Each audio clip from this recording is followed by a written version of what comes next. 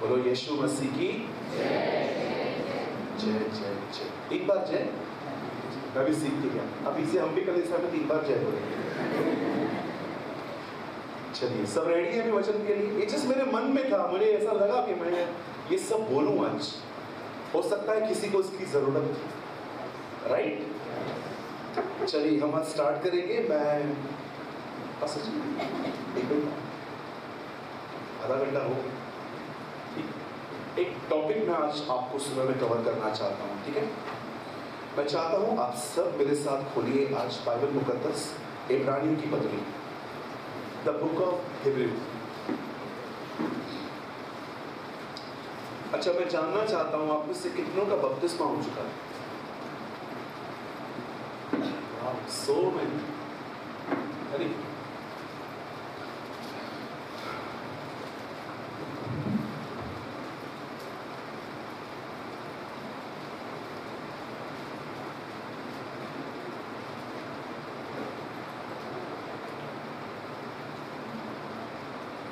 सब मेरे साथ बोलिए इब्रानियों का 4 अध्याय, हिब्रूज चैप्टर 4।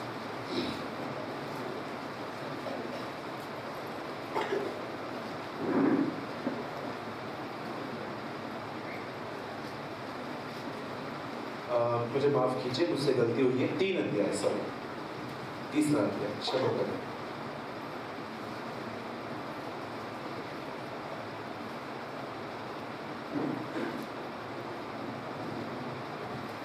ओके, सब यहां देखिए। चलेगा? आज थोड़ा गहरा जाए, बैठेंगे सब?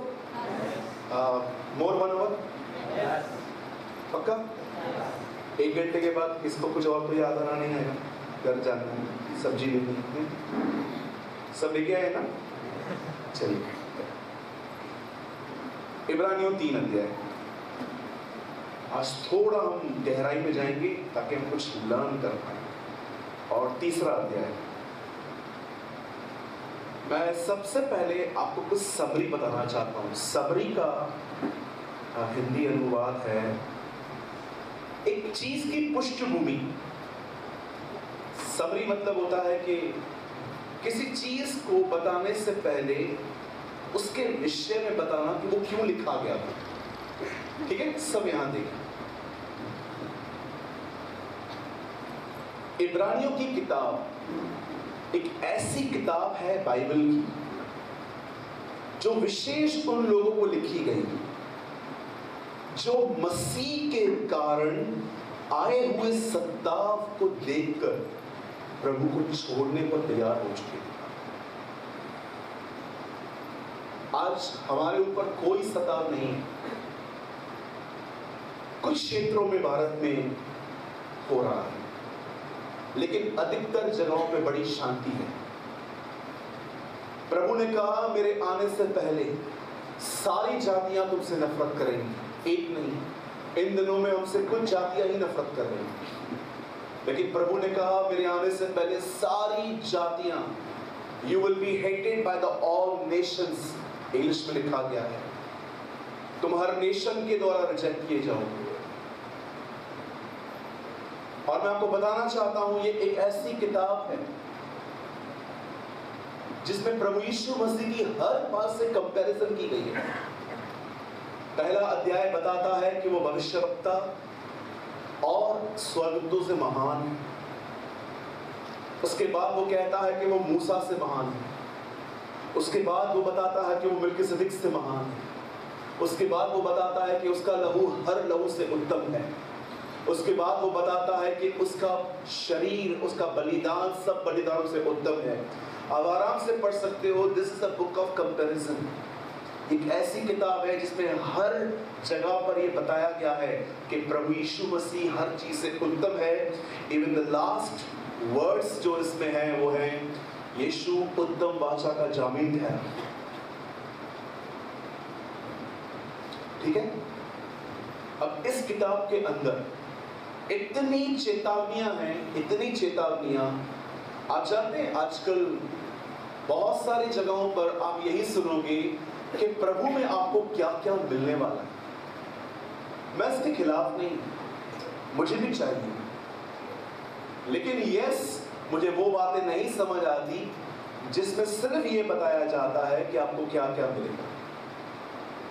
आपको पता है इन दिनों में एक नया प्रचार आया हुआ है YouTube पे। जानते हो वो लोग क्या कहते हैं? आप सुनेंगे ना, आप हैरान हो जाओगे। ब्रदर ऐसा है? यस ऐसा है। यू नो वो क्या कहते हैं?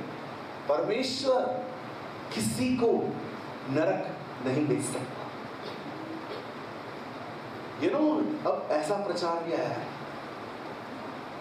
मैंने रिसेंटली एक प्रचारक को देखा, उसने कहा इट्स ओके, खुदा किसको हेल नहीं भेज सकता, ही लव ईच एंड एवरीवन, वो हर एक से प्यार करता है। मैंने कहा sound good but not true. सुनने में अच्छा लगता है पर सच नहीं। ऐसी बहुत सारी चीजें हैं जो सुनने में अच्छी लगती है पर कोई सच्चाई नहीं है।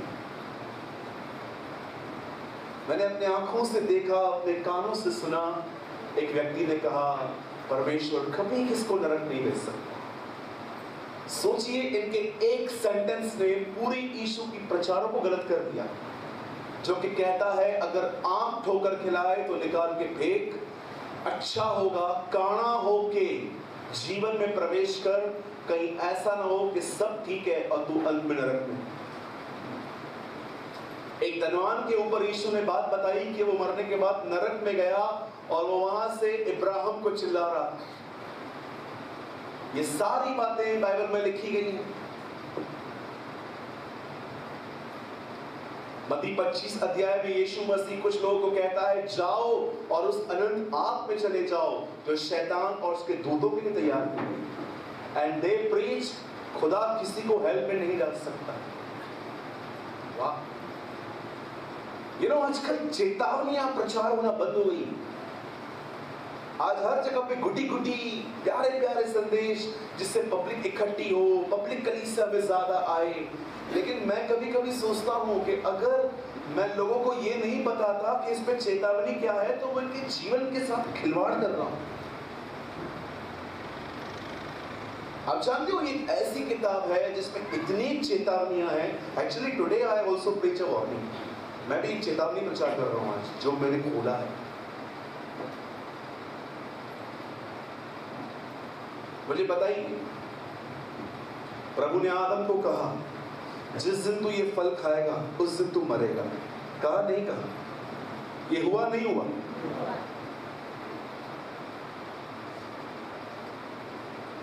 व्यवस्था ग्रंथ में लिखा है ये सारी आज्ञाएं अगर तुम मानो तो सारी आशीषें तुम्हें मिलेंगी, और ये सारी बातें अगर न मानो तो ये श्राप भी न चाहो तो भी आ पड़ेगी। इट इज रिटन, न चाहो तो भी आ पड़ेगी। कभी भी परमेश्वर के वचन को हल्के से न लें। हर वो व्यक्ति जो परमेश्वर के वचन को सुन के उसे मैनिपुलेशन कर रहा है, हल्के से ले रहा है। मुझे एक आदमी ने कहा मैं यीशु मसीह का धन्यवाद करता हूं कि नए नियम में कोई श्राप नहीं है। मैंने कहा ब्रदर आप गलत बोल रहे हो। आप जानते हैं पूरे नए नियम में सिर्फ एक ही व्यक्ति पे श्राप है। पौलुस कहता है कि जो इन बातों को बढ़ाए और घटाए, इवन स्वर्गदूत भी आके किसी और बात का प्रचार करे तो वो श्रापित है। वो कहता है जिन भी लोगों ने वचन के साथ छेड़खानी की है, एक्चुअली देखा जाए तो नए नियम के अंदर कलीसिया के लोगों पे नहीं, प्रीचर पे कर्ज आ सकता है। कलीसिया छूट गई, लेकिन जो यहाँ पर खड़ा है और वचन को मैनिपुलेट कर रहा है, अगर उसने ये कहा नहीं इट्स ओके, चलता है, द बाइबल से ही बिकेम कर्स्ड, उस पे ऊपर श्राप आ सकता है। और जानते हो श्राप का मतलब क्या होता है? श्राप का मतलब होता है तुझे जितनी मेहनत करनी है कर, मैं तुझे सफल होने नहीं दूंगा। दैट इज कर्स। इसे श्राप कहते हैं। श्राप एक व्यक्ति को मार के ही लौटता है। आप पढ़ के देखिए, जब जब इजराइल के लोगों ने खुदा के खिलाफ काम किया तब तब उनके ऊपर कर्स आया। क्यों मैं ये सब बातें आपको प्रचार करने से पहले बता रहा हूं? ताकि आप आज के वचन को गंभीरता से लें। देखिए, हम नहीं जानते, इतना जल्दी प्रोग्राम बन गया, हम लोग आज यहाँ पर आ गए। इवन मैं आपको बताना चाहता हूँ, आपके पास्टर से कुछ ज़्यादा नहीं, लगभग 10-15 दिन पहली बात हुई है। मैंने कहा ब्रदर, ये मंथ में हमेशा आपके पास होते हैं, लेकिन अभी पता नहीं क्या है आपके यहाँ सिचुएशन। हमारे यहाँ तो चर्च अभी 7 तारीख को खुली है, इस महीने के साथ। इवन 1 महीना भी हमारा पूरा नहीं हुआ है। सो मैंने उनको कहा, उन्होंने बोला ब्रदर कोई बात नहीं, आप आ जाइए, हम मीटिंग अरेंज कर लेते हैं। उन्होंने कहा हमें भी बहुत सारी सोशल डिस्टेंसिंग फॉलो करनी पड़ेगी। मैंने कहा हम वो तो करेंगे, जो गवर्नमेंट के रूल्स हैं हम फॉलो करेंगे उनको। अब पता नहीं इतना जल्दी प्रोग्राम बन गया, अरेंजमेंट हो गई, सब कुछ हो गया, फ्लायर बन गए, और प्रभु आज हमें यहाँ पर ले आया। मैं जानता हूँ अगर परमेश्वर आज हमें यहाँ लाया है तो कुछ पर्पस। तो आप जितने भी लोग आज बैठे हैं, प्लीज मैं विनती करता हूँ आज के वचन को बड़े सीरियसली लें। और हाँ, अगर आपको लगता है मुझे बहुत कुछ पता है, भाई तेरे को तो बहुत सीरियसली लेना है ना। मुझे पता है, बहुत कुछ पता है, वेरी गुड, अब और सीखना है। ठीक है, एक वचन पढ़ेंगे हम, इब्रानियों 3 अध्याय और उसका 12 वचन। कोई पढ़ेगा? मैं पढ़ूं? हे भाइयों, તમે સાવધ રહો, રખીને તમારા માના કોઈનું હૃદય અવિશ્વાસના કારણથી ભૂંડું થાય। ओके, कोई हिंदी बाइबल है किसी के पास? जोर से पढ़ो, कोई जोर से। हे भाइयों, चौकस रहो कि हे भाइयों चौकस रहो, बोलिए चौकस। चौकस रहो कि तुम में ऐसा बुरा और अविश्वासी मन न हो जो जीवते परमेश्वर से दूर हटा ले जाए। ओके, बस, थैंक्स फॉर दैट। अब आइए सब यहाँ देखें। मुझे लगता था जो मन लड़कियों के बारे में गंदा सोचता है वो मन गंदा है। मुझे लगता था सिर्फ दूसरों के लिए नफरत रखने वाला मन बुरा होता है, लेकिन यहाँ पर क्या लिखा है? वो भी मन बुरा है जिसमें परमेश्वर के लिए विश्वास नहीं। आप जानते हो इंग्लिश में क्या लिखा है? इविल, दुष्ट है वो हृदय जिसमें परमेश्वर के प्रति फेथ नहीं। सावधान और चौकस रहो कि तुम में ऐसा बुरा और अविश्वासी मन न हो। कहते हैं ना, व्यभिचार की वजह से प्रभु से दूर हो गया हूं। आप जानते हो यहाँ क्या लिखा है? अविश्वास एक व्यक्ति को प्रभु से दूर ले जाता है। रीड इट, क्या लिखा है यहाँ? तुम में ऐसा बुरा और अविश्वासी मन न हो जो तुम्हें जीवित परमेश्वर से कहीं दूर न ले जाए। कैसे दूर ले जा सकता है ये मन मुझे? मैं चाहता हूं अब आने वाले सिर्फ आधा घंटा मात्र आप बड़े ध्यान से सुने। अविश्वास कहां से पैदा होता है? जो आदमी आज डिस्करेज है, क्या कारण है कि वो डिस्करेज है? क्योंकि उसमें अविश्वास है। लेकिन जो आदमी आज खुश है, क्या कारण है वो खुश है? क्योंकि उसमें विश्वास है। हम कई बार ये समझ नहीं पाते, हमारी खुशी विश्वास की वजह से होती है। अगर एक बहन का पति सारा दिन शराब पीता है और वो इस बात की वजह से बड़ी निराश रहती है कि मेरा पति पता सारा दिन ड्रिंक करता रहता है, समझा समझा के थक गई हूं, खत्म हो जाओगे, मर जाओगे, क्या कर रहे हो, बैड एग्जाम्पल बन रहे हो बच्चों के लिए, सुनता ही नहीं है। बदर पादरी साहब भी आके समझाएंगे, वो उसकी भी नहीं सुनता। अब क्या करें? अचानक मैं आपके पास आता हूं और मैं कहता हूं बहन आप फिक्र न करें, सब ठीक हो जाएगा, और आप विश्वास करते हैं। और जानते हो वो विश्वास क्या करता है? आपको खुश लगता है। आज लोग ये बात समझ नहीं पाते हैं, वो कहते हैं ब्रदर मैं खुश नहीं हूं। अरे भाई तू खुश क्यों नहीं है? क्योंकि तुझमें विश्वास नहीं है। इशू ये है। फलों को न देखें, जड़ को पकड़ना सीखें। दो तरह के डॉक्टर होते हैं, मैं दोनों के पास गया हूं। एक होते हैं झोला छाप, वो आपको कुछ देखते हुए नहीं है, वही 3 गोलियां पीली, लाल, व्हाइट देख के निकाल देंगे। उनका बंधा हुआ है हर एक को एक ही गोली। मैं एक दिन बीमार था तो मैंने उनको बोला पेट में दर्द है, तो उन्होंने वो 3 गोलियां दे दी। 2 महीने के बाद फिर से बुखार आया, मैं बोला फिर से वही। मैंने कहा कुछ चेंजेस ही नहीं। अरे जा ले जा। लेकिन एक डॉक्टर ऐसे होते हैं जो आपको गोली नहीं देते, वो आपको ब्लड टेस्ट लिख के देते हैं कि जाओ और ब्लड टेस्ट करवा के आओ, और शाम को रिपोर्ट आती है, तब उन्हें जड़ पता चलती है और उसके हिसाब से दवाई देते हैं। कितने लोग हैं यहाँ पर जो ऐसे डॉक्टर के पास भी गए हैं? पीली, नीली, लाल, वो दवाई देते हैं पीने वाली, आपको पता है, वो बाहर ही फेंक देते। दवाई पीऊंगा नहीं, मैं बाहर ही फेंकता था। जड़ को पकड़ना सीखे। The वचन says, the Bible says, अब कुलाड़ा जड़ पे रखा गया है, और जो पेड़ अच्छा फल नहीं लाता वो काटा और हाथ में झोंका जाएगा। आप जानते हो यीशु की सेवकाई है ये। वो कभी भी आपके फलों को देखकर आपको दोष नहीं देता, ये कहां तेरी नजरें जा रही हैं, कहां देख रहा है, वो ये नहीं देखता। वो हमेशा आपको जड़ बताता है। पता है तू लड़की को क्यों देखता है? क्यों प्रभु? बेटा तुझ में प्यार नहीं है, तू प्यार की तलाश कर रहा है, मेरे पास मैं तुझे प्यार दूंगा। वो हमेशा जड़ पकड़ता है।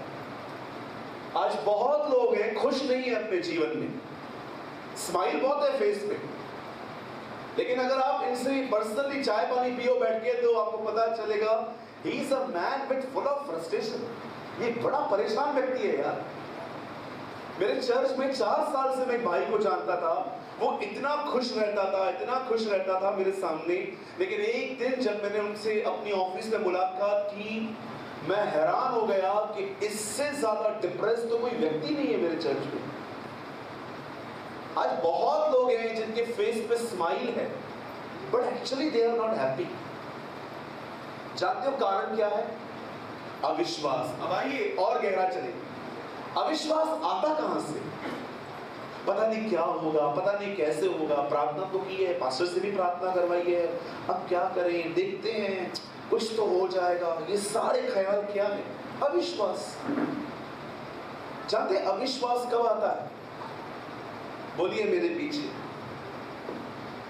जब मैं अपनी भावनाओं पर विश्वास करता हूं, वहां से अविश्वास पैदा होता है। अब आप लोग कहिए, जब मैं अपनी भावनाओं को छोड़कर वचन की तरफ देखता हूं, वहां से विश्वास पैदा। Have you understood? और रहने दे भाई, एक ही तो बजा।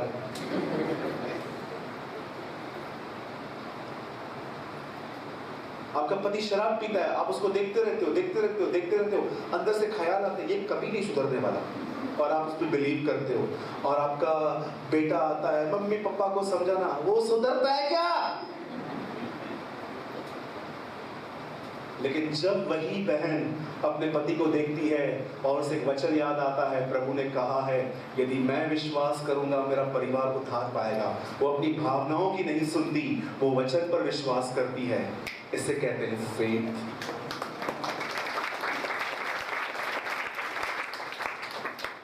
बाइबल मुकद्दस कहती है प्रभु यीशु मसीह के आने से 700 साल पहले एक भविष्यवाणी हुई। ये भविष्यवाणी करने वाला था यशाया नबी, और ये भविष्यवाणी हुई एक ऐसे व्यक्ति के बारे में जो प्रभु की सेवकाई से पहले इज़राइल में आने वाला था, और इस आदमी का नाम था यूहन्ना बपतिस्मा दाता। यूहन्ना बपतिस्मा दाता के बारे में ये एक भविष्यवाणी हुई कि जंगल में कोई पुकार रहा है, और उसकी पुकार में ये शब्द हैं, प्रभु का मार्ग तैयार करो, उसकी सड़कें सीधी करो, जो ऊपर रास्ते हैं वो नीचे किए जाएं, खड्डे भर दिए जाएं। जब ये सेम बातें यशायाह ने परमेश्वर से सुन के अपनी किताब में लिखी, तब यूहन्ना बपतिस्मा दाता जब बाद में आए, उन्होंने ये सेम बातें प्रचार की। बाइबल बताती है यहूदिया के जंगल में खड़े होके वो ये कहता था, प्रभु का मार्ग तैयार करो, उसकी सड़कें सीधी करो। भीड़ की भीड़ यरूशलेम से, यहूदा से, पूरे इस्राएल से उसके पास आके उसको सुनती थी। और वचन में लिखा गया है, एक ट्रांसलेशन में आया है, जिन्होंने अपने पाप मान लिए यूहन्ना ने उन्हें बपतिस्मा दिया। पहले की कलीसिया पापों की क्षमा के लिए बपतिस्मा लेती थी, आज की कलीसिया स्वर्ग जाने के लिए बपतिस्मा लेती है। कई सारे लोग कहते हैं बपतिस्मा लो तुम स्वर्ग चले जाओगे, पापों का जिक्र ही नहीं है। बपतिस्मा क्यों लिया? यीशु आ रहा है, स्वर्ग जाएगा। वेरी गुड, बाइबल में लिखा है ऐसा। आजकल कितने लोगों ने बपतिस्मा क्यों लिया है? स्वर्ग जाने के लिए। कुछ लोग कहते हैं जब कोई आदमी बपतिस्मा लेता है, ऊपर स्वर्ग में जश्न होता है। बताओ कहां लिखा है? लीजिए, आपका और मेरा बाइबल सेम है ना भाई? सेम पढ़ते हैं ना, वही गिडियंस का बीएसआई है। कोई बहन हमारी, कोई निपुण सिस्टर, कोई भाइयों में से कोई पास्टर जी, मुझे वचन बताइए जहां लिखा है जब एक व्यक्ति बपतिस्मा लेता है तो स्वर्ग में जश्न होता है। बाइबल में लिखा गया है जब एक व्यक्ति पाप से मन फिराता है तब जश्न होता है, जब अपनी बुराई से फिरता है। आप जानते हो, जब इस व्यक्ति ने प्रचार करना शुरू किया, भीड़ की भीड़ इसके पास आने लग गई और इस आदमी पे यह प्रकट हुआ था कि उसकी सेवकाई में ही यीशु का प्रकट होगा।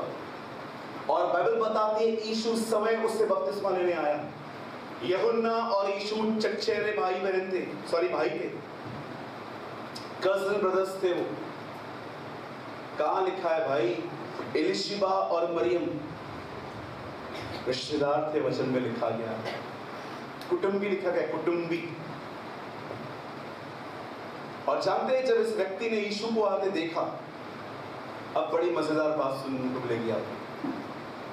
जब इस व्यक्ति ने प्रभु यीशु को आते हुए देखा, तब इस व्यक्ति ने अपनी सेवकाई बंद कर दी और यीशु के पास जाके कहता है, मुझे आप बपतिस्मा दे दो। तब वो कहता है, नहीं, अब ऐसा ही होने दे। उसके बाद प्रभु यीशु मसीह के इसने अलग अलग नाम बताए। उनमें से एक नाम उसने बताया है आत्मा का बपतिस्मा देने वाला। इंग्लिश में लिखा गया है बैप्टाइजर ऑफ द होली स्पिरिट। आप जानते हैं यूहन्ना बपतिस्मा दाता ने प्रभु यीशु मसीह को कैसे प्रस्तुत किया इज़राइल के सामने? ये कहकर कि ये वो व्यक्ति है, जैसे मैंने तुम्हें पानी में डाला ना, ये व्यक्ति तुम्हें पवित्र आत्मा में डालेगा। अब फर्स्ट में, सेकंड, उसके चेले एक बार आके पूछते हैं ये कौन है? जानते हो वो क्या कहता है? ये परमेश्वर का मेमना है। He is a Lamb of God। ये उसने प्रभु यीशु मसीह का दूसरा नाम बताया। तीसरी बात, आप जानते हो इस आदमी ने एक बार यीशु के लिए क्या कहा? ये परमेश्वर का बेटा है। थर्ड, चौथा, कुछ लोग आके कहते हैं कि यीशु ये करता है, वो क्या बोलता है? बोलता है ये दूल्हा है, bridegroom, baptizer of the Holy Spirit, Lamb of God, Son of God। आपको पता है इतने उच्च उच्च नाम इसने प्रभु यीशु मसीह के बारे में बताए। पर सवाल ये उठता है, जब ऐसा व्यक्ति जेल में गया तो इसी व्यक्ति ने ऐसा कैसे कह दिया कि जाओ इससे पूछ के आओ कि आने वाला यही है कि हम किसी और का इंतजार करें? हाँ, पढ़ा है आपने सबने? बोलता है जाओ इससे पूछ के आओ, अगर ये बाहर है तो मैं अंदर क्यों?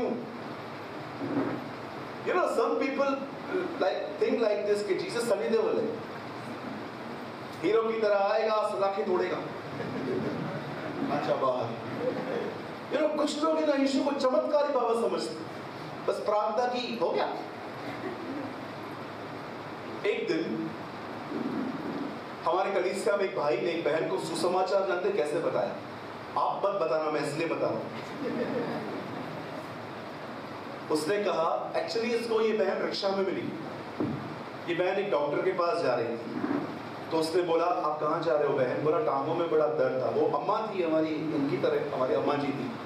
तो बोला इधर कलीसिया है, चलो प्रार्थना करवा लो, ठीक हो जाओगे। अब उसको ये भी नहीं बताया प्रार्थना किस नाम से होती है, चर्च है क्या है। बोला चलो चलो चलो। अब ये आंटी पहले माले पे ऐसे चढ़ चढ़ के ऊपर आई, और हमारी कलीसिया उन दिनों में बहुत छोटी थी, लोकल ट्रेन की तरह लगती थी। इतने लोग बैठते थे, एक के ऊपर एक, एक के ऊपर एक। कई बार कलीसिया में मुझे खड़े रहने के प्रचार करने का जगह नहीं मिलता था, मैं बीच में खड़ा होता था ऐसा। अब ऐसी जगह पे ये आ गई। और हमारे चर्च में कैसा होता है, जब पब्लिक बहुत बढ़ जाती है ना, तो एक आदमी सबको बोलता है आगे बढ़ो, थोड़ा आगे बढ़ो, और लोग आगे बढ़ते बैठे बैठे ऐसे आगे बढ़ते। अब इस अम्मा का भी, ये अम्मा वहां बैठी थी। अब ये आंटी ये सुन के आई है कि यहाँ पर टांगों का दर्द ठीक होता है, इसे यीशु के बारे में कुछ भी नहीं पता है।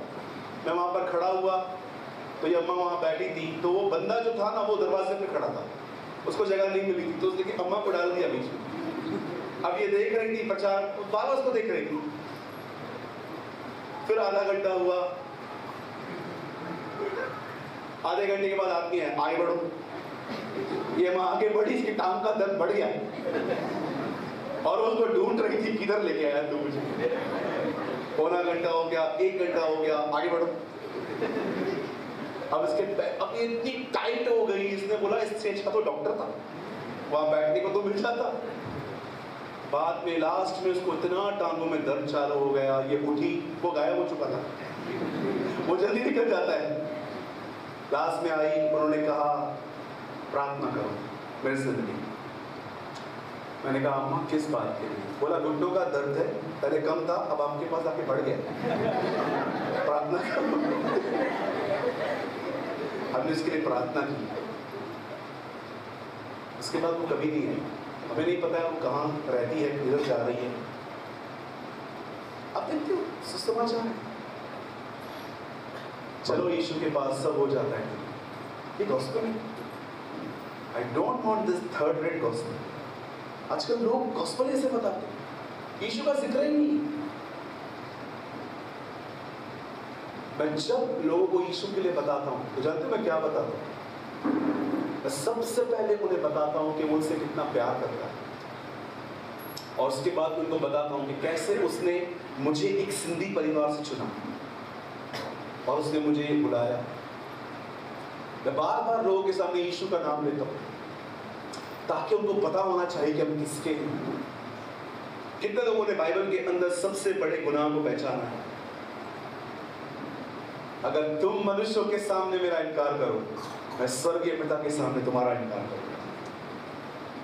अब क्यों छुपाए लोगों से क्या मसीह के? कितने लोगों को इस बात का घमंड है कि यीशु हमारा प्रभु? Come on. कितनों की ये घमंड है हमें इस बात। हम जानते हैं कि घमंड करना गलत है, लेकिन बाइबल बताती है, पॉल कहता है यस मैं प्रभु में घमंड करूंगा। कितने लोग ये कहते हैं घमंड से, यस ब्रदर मुझे प्राइड है इस चीज के लेकर, Jesus is my Lord.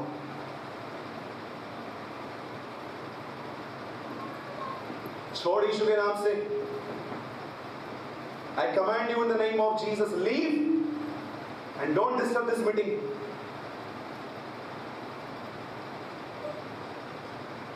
This is the power of His name. जिसकी नाम की ताकत है। आप जानते हैं सुसमाचार आजकल कितना शैलो हो चुका है। बाइबल बताती है ये बंदा अंदर गया और ये आदमी दूसरों को बोल के कहता है जाओ पूछ के दो उसको, आने वाला यही है कि हम किसी और का इंतजार करें। Brother you are the person, आप ही हो जिसने बताया कि यीशु ये है, और अब आप में शक। आप जानते हो यहां पर क्या लिखा है? अविश्वासी मन आप माने या न माने, यूहन्ना बपतिस्मा दाता अपने अंतिम दिनों से फेथ से नीचे आए। अब आप मुझे बताइए, एक नबी अपने फेथ में इतना नीचे आ सकता है, आप और मैं कहां हैं? इसीलिए बाइबल बताती है, ध्यान दो कि तुम में से कोई सोचता है कि मैं स्थिर हूं तो वो कहीं गिर न पड़े। आज मैं आप में से हर एक से पूछना चाहता हूं, कितने लोग हैं यहां पर जो एवरी सिंगल डे फेथ में ग्रो कर रहे हैं, विश्वास में बढ़ रहे हैं, सिर्फ पवित्रता में नहीं, फेथ में। मैं सवेरे जब मॉर्निंग से उठता हूं, मैं परमेश्वर से एक चीज हमेशा कहता हूं, प्रभु मुझे विश्वास से भर, क्योंकि मुझे पता है अगर आज मुझे खाना अच्छा नहीं मिला तो भी मैं सर्वाइव कर सकता हूं, लेकिन अगर मुझे फेथ नहीं मिला तो मैं डिस्करेज ही रहूंगा। यीशु ने कहा, मनुष्य केवल रोटी से नहीं परंतु परमेश्वर के मुंह से निकले गए वचन से जीवित रहता है। क्यों? क्योंकि वचन में फेथ है, वचन में विश्वास है। जितना अपने अंदर वचन लोगे उतना आप में विश्वास रहेगा, जितना विश्वास रहेगा उतना आप लाइफ को हैप्पीली फेस कर पाओगे। फेस तो कर ही रहे हैं, डिप्रेस होके क्यों करें? विश्वास से करेंगे। कोई परीक्षाओं से नहीं बच सकता। यीशु ने कहा, प्रार्थना करो कि तुम परीक्षा में न पड़ो। क्यों? परीक्षा तो आएगी, तुम प्रार्थना करो कि न पढ़ो। यीशु ने यह नहीं कहा प्रार्थना करो कि परीक्षा न आए, यीशु ने कहा प्रार्थना करो कि तुम परीक्षा में न पढ़ो। आज बहुत सारे जो लोग हैं उनमें खुशी नहीं है और वो सोचते हैं प्रॉब्लम्स हैं। भाई आपका प्रॉब्लम ये नहीं है कि आप खुश नहीं हो, आपका प्रॉब्लम ये है आप फेथ में डाउन हुए हो। जानते हो क्यों डाउन हुए हो? क्योंकि तुमने खुदा की तरफ देखना बंद कर दिया है। तुम सिर्फ अपनी तकलीफों को देख रहे हो, ये पैसे आए, ये चले गए, ये ऐसा हुआ, ये ऐसा हुआ। Change your focus. कौन व्यक्ति है यहां पर जो कह सकता है मेरे ऊपर तकलीफ नहीं? हमारे प्रभु का पहला दिन वहां बीता जहां पर हम लोग कभी रहना भी पसंद नहीं करेंगे। आप में से तो बहुतों का जन्म भी एसी अस्पतालों में यहाँ हुआ होगा। बहुत सारे लोग हैं जिनका जन्म ही एसी हॉस्पिटल में हुआ होगा, एयर कंडीशन हॉस्पिटल में। उसका जन्म ही वहां पर हुआ जहां पर शिट पड़ी रहती है, एक चरनी में जहां पर गाय बैल का शिट पड़ा रहता है। ये उसका पहला दिन था और उसका अंतिम दिन लकड़ी पे गुजरा। अगर आपको लगता है कि ब्रदर बहुत तकलीफें हैं मेरे जीवन में, भाई तकलीफें हर एक के लाइफ में है।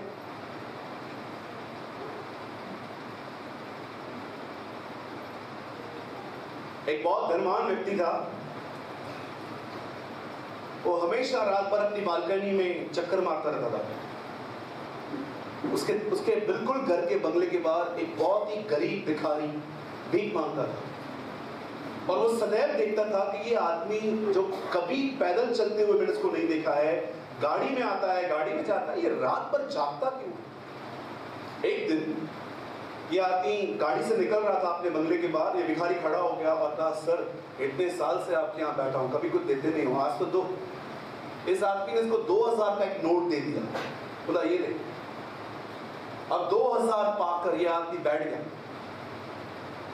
अगले दिन जब ये बॉस वापस आ रहा था तो उसने बोला, सर रुकिए, आपको याद है कल आपने मुझे 2000 रुपए दिए थे? बोला हाँ। उसे 2000 लिए और कहा ये लो वापस, नहीं चाहिए। बोला क्यों? बोला 2000 दिया है, रात को नींद नहीं आई, कोई लेके ना जाए। बोला आपको मालूम पड़ा मैं क्यों जागता रहता हूं?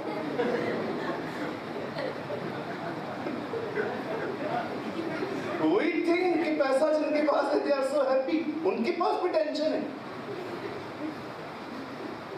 उससे पैसा ही वापस कर दिया। बोला रात भर नींद नहीं आई, कोई निकाल के ना जाए। उससे बोला अभी समझ में आया मैं रात भर क्यों जागता रहता हूँ? बोला अभी समझ में आया, ये लो वो 10 रुपया फ्रूट में खुश हूँ। हमें लगता है बहुत पैसा, बहुत कंफर्ट। You are wrong. एक आदमी ने अपना सब कुछ जमा किया और उसी दिन उसके लिए आवाज आई, कहाँ गया तेरा पैसा? आज ही तेरी जिंदगी तुझसे ले ली जाएगी। उसके बाद यीशु ने कहा, मनुष्य का जीवन उसकी बहुतायत से नहीं चलता। अगर आपको लगता है मुझे बहुत है तो मैं खुश रहूंगा, नौकरी लग जाए यार, नौकरी लग जाए, नौकरी लग जाए, नौकरी लगने के बाद शादी हो जाए, शादी हो जाए, शादी के बाद कोई बच्चा दे दे, और बाद में इनसे ही भागते रहते होंगे। इतने साल तक मैंने प्रभु से कहा, नौकरी दे, नौकरी दे, नौकरी दे, नौकरी मिली, नौकरी में जाके सोचता था यार कभी छूटेगा। बोलो यीशु मसीह की जय जय जय। अब कितने लोग ये चाहते हैं, ब्रदर आपने ये तो बताया अविश्वास भावनाओं पर, फीलिंग्स पर बिलीव करने से आता है, जो हम सोचते हैं उन बातों पर बिलीव करने से आता है। अब ये भी तो बताओ विश्वास कैसे आता है। सिंपल, विश्वास इसे पढ़ने और उस पर ध्यान देने से आता है। That is the reason.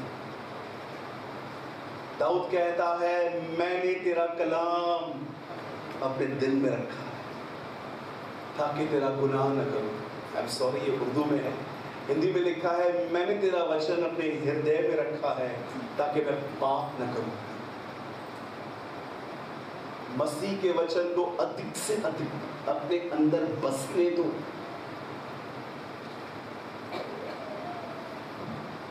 हर दिन एक समय निकालें। अगर आपको पढ़ना नहीं आता, मुझे आपका भी सॉल्यूशन है। आजकल लिसनिंग बाइबल आई हुई है, मोबाइल में जाइए, प्ले स्टोर में किसी पढ़े लिखे आदमी को कहिए मुझे बाइबल को डाउनलोड करके दे, मुझे सुनना है। मेरे कलीसिया में 6 बहनें हैं जिन्हें पढ़ना नहीं आता, आज भी वो साइन नहीं पहन सकती, हर जगह पे उन्हें थंब देना पड़ता है अपना अंगूठा। उन्होंने कहा, भाई आप कहते हो वचन पढ़ो, हमें तो पढ़ना ही नहीं आता। आई विश अगर हमें पढ़ना आता तो हम पढ़ते, अब हम क्या करें। मैंने कलीसिया के एक भाई को कहा, इन्हें इनके मोबाइल में बाइबल डाउनलोड करके दो। और आज वो बहनें किचन में काम करते टाइम वचन को चला के सुनती है। आज भी जब मैं कलीसिया में कोई भी वचन प्रचार करता हूँ, उनको समझ में आता है भाई क्या बोल रहा है, कुछ भी उनके ऊपर से नहीं जाता। मैं एक दिन उन बहनों को देख रहा था और मेरे पास संदेश था प्रकाशित वाक्य का। मैं हैरान हो गया, मैंने कहा प्रभु ये बेचारी को समझ में नहीं आएगा, ये तो पढ़ती नहीं है। मैंने पूरा प्रचार किया और लास्ट में मैं उनसे मिला, मैंने कहा आपको कुछ समझा? बोला आपसे ज्यादा समझा।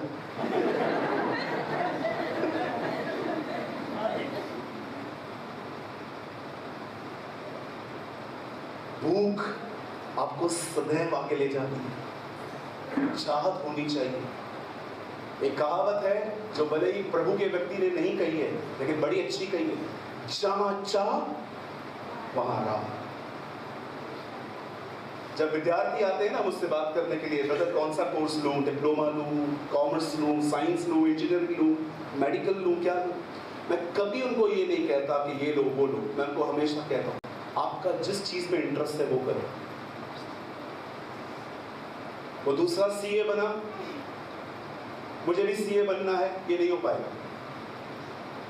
ये फेमस करने के लिए हो रही है। आप क्या चाहते हो? Brother I believe in commerce, या यू कैन गो, आगे बढ़ो।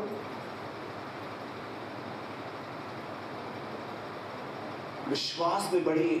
पतरस कहता है अपने अति पवित्र विश्वास में उन्नति करते जाओ। देखो क्या आप हैप्पी हो, किस तरह से बैठे रहते हो?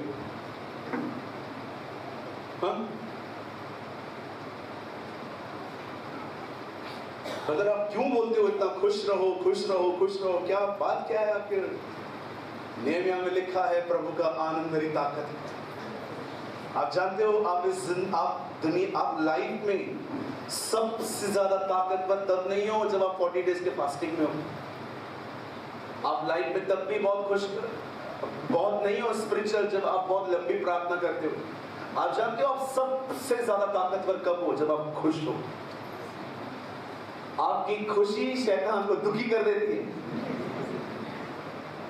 वो सोचता है यार इतनी तकलीफें देता हूं मैं उसको, बिजनेस बंद करवा दिया, नौकरी छुड़वा दी, बीवी के द्वारा अटैक करवाता हूं उस पर, इतना कुछ करता हूं यार, ये आदमी खुशी रहता है, ये उसको पागल कर देता है।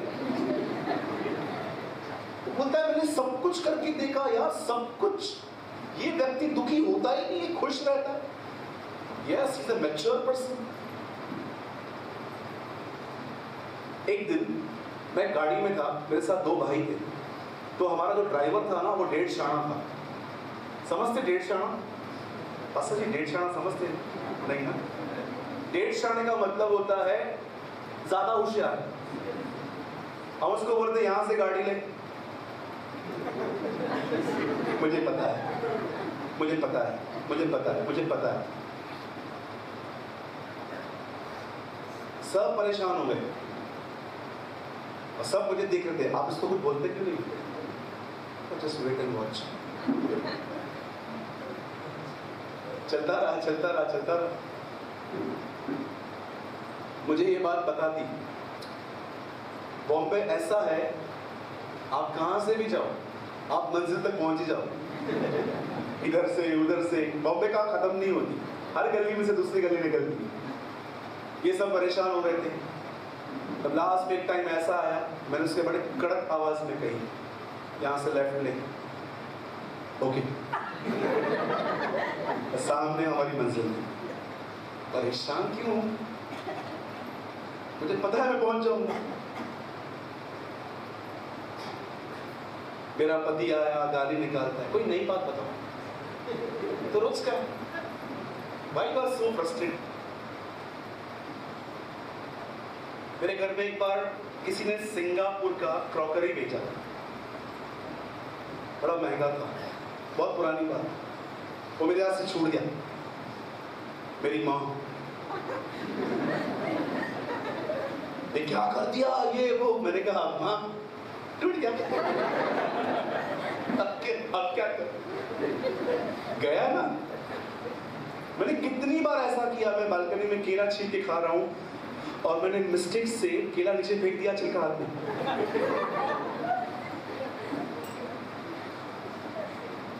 हो गया, क्या करूं? सीखना है मुझे। मैं बैठ के नहीं, पकड़ के नहीं बैठूंगा। अप्रैल में मेरा ब्रदर इन लॉ चला गया, कोविड-19। मेरी बहन विडो हो गई। किसी ने सोचा था 1 महीना तो अभी घूम ही रहेगा मिनिस्ट्री में से, इतना घर में बड़ा हादसा हो गया। डॉक्टरों ने जान ली थी उनकी, डॉक्टरों ने वेंटिलेटर बंद कर दिया होता। बहुत कुछ हुआ, सबने आके कहा एक्शन लो, ये करो, वो करो। मैं अपने आप को समझा रहा था, सूरज वो चले गए, अब क्या करें? अब मरे हुओं पे ही ध्यान दूं कि जीवितों का ख्याल रखूं? मुझे पता है आप में से कुछ लोग बोलेंगे ब्रदर आपके पास इमोशंस नहीं है क्या? आपसे ज़्यादा है, लेकिन मुझे पता है जो मुझे कल करना है अच्छा है, मैं आज से करूं। मुझे कई लोग बोलते हैं ब्रदर मुझसे पाप हो गया, मैं क्या करूं? मैं बोलता हूँ जा माफ़ी मांग ले। नहीं प्रभु मुझे माफ़ नहीं करेगा, मैं चुप हो जाता हूँ। कल भी अगर आप आओगे मुझसे पाप हो गया, भाई जो मैंने कल बोला वही करो, वही करना है। मैच्योर। वक्त के साथ में आगे बढ़ना पड़ता है। उनके जाने का गम, अरे मैं टूट गया था पूरा, हालत खराब हो गई थी। सिर्फ इशू ये है कुछ लोग आंसुओं से बता देते कि मैं दुखी हूं, मैं वो नहीं बता सकता। लोग मेरे सामने रोते हैं, मैं प्रभु के सामने रोता हूं। मेरे भाइयों, मेरी बहनों, आप अकेले व्यक्ति नहीं हो जिनकी लाइफ में प्रॉब्लम्स हो। बी मैच्योर, खुश रहना सीखिए, चाहे किसी भी परिस्थिति में क्यों नहीं। Be happy, be thankful. जो भी हो रहा है प्रभु आपको धन्यवाद। एक दिन टेस्टी खाना मिला, दूसरे दिन खाना पड़ा, Lord thank you, we give you thanks. आप महान हैं, आप भले। लुधियाना के एक अस्पताल में एक बेड पे लिखा था एक डॉक्टर ने, इलाज मैं करता हूं, चंगा प्रभु करते हैं। गिव थैंक्स, हमेशा धन्यवादी बने। बोलो यीशु मसीह की जय।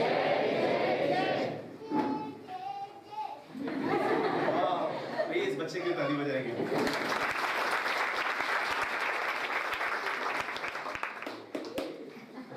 यीशु मसीह की जय जय जय।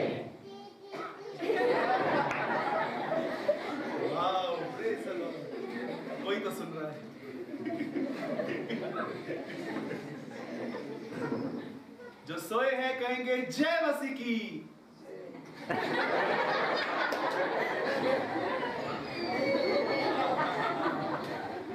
Check 1 2 3 1 2 3 check। चलिए, टाइम पे बन गई, मेरा संदेश पूरा हो गया था। तो कितना खुश रहेंगे आज? तकलीफों को देखना बंद कीजिए, अपने महान परमेश्वर को देखिए। वो दयालु है, वो अपने प्रेम करने वालों के लिए सारी बातें मिलकर भलाई पैदा करता है। आमीन। आइए, मैं चाहता हूँ आप सब अपनी आंखें बंद करें और हम प्रेयर करें। Thank you Prabhu, thank you. परमेश्वर पिता, हम यीशु के नाम में आपके करीब आते हैं, शुक्रगुजारी करते हैं आपकी कि आपने आज हमें बहुत कुछ सिखाया, समझाया। Lord, we are so strong when we are happy, but we are so weak if we are unhappy, Lord. हम पर दया करें, हम पर रहें। जितने भी लोग आज आए, आपका अनुग्रह, आपकी दया इन लोगों पर बनी रहे। सब यीशु के नाम में चंगे हो जाए। और इस परिवार के अंदर, इस कलीसिया के अंदर यदि कोई भी बुरी शक्ति लोगों में है, दुष्ट आत्मा है, प्रभु यीशु के नाम से मैं हर आत्मा को यहाँ से जाने की आज्ञा देता हूँ। Lord bless him and make a blessing for others in Jesus name, आमीन।